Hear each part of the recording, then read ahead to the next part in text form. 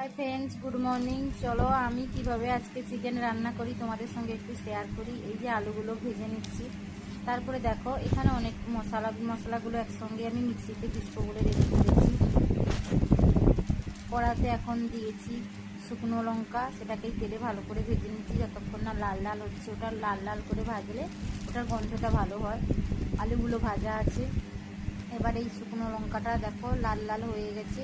এবার আমি পেঁয়াজগুলো দিয়ে দিচ্ছি। ওটা ঠিকভাবে দেখাচ্ছে না, দেখাবে এবার ঠিকঠাক করে। পেঁয়াজগুলো সেই শুকনো লঙ্কার সঙ্গে তেলে দিয়ে দিলাম পেঁয়াজগুলো।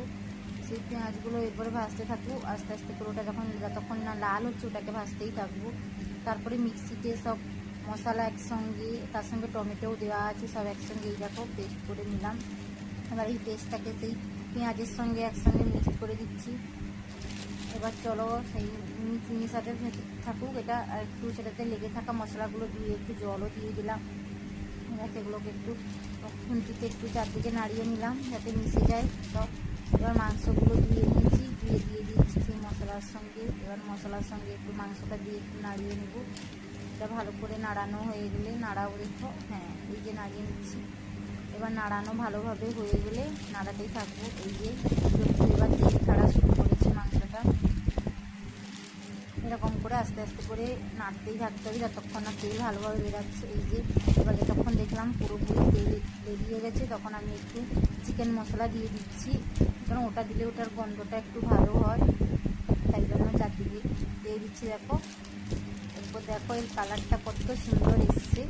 আর আমরা আজকে এতে জল দেবো না, এইরকমভাবেই গ্রেভি রাখবো, তাই জন্য এইরকমই রাখা আছে, তাই মশলাগুলো অ্যাড করে দিচ্ছি। এরপর দেখো একটু ভালো করেই এটাকে দেখাচ্ছি কেমনভাবে, কত সুন্দর লাগছে এটা দেখতে। জানি না টেস্ট কেমন হবে, খাওয়ার পরেই বলতে পারবেন উনি যে কেমন হয়েছে খেতে। তার সঙ্গে আমিও তো আছি কেমন হয়েছে বলার জন্য। যাই হোক চলো, কালার তো ভালোই এসছে, দেখে বোঝা যাচ্ছে সুন্দর লাগছে কালার। এরপর চলো একটু ধনে পাতা কেটে তাকে তার সঙ্গে একটু অ্যাড করে দিই। ধনে পাতা যখন নিয়ে এসছে আমার হাজব্যান্ড, তাই জন্য ভাবলাম একটু দিয়ে দেওয়া যাক, তাই কেটে অ্যাটলিস্ট ধনে পাতা দিয়ে রান্নাটা শেষ করলাম। এবার এটা দিয়েই আমি গ্যাসটা বন্ধ করে দিয়ে কিছুক্ষণ ঢাকনায় রেখে দেবো।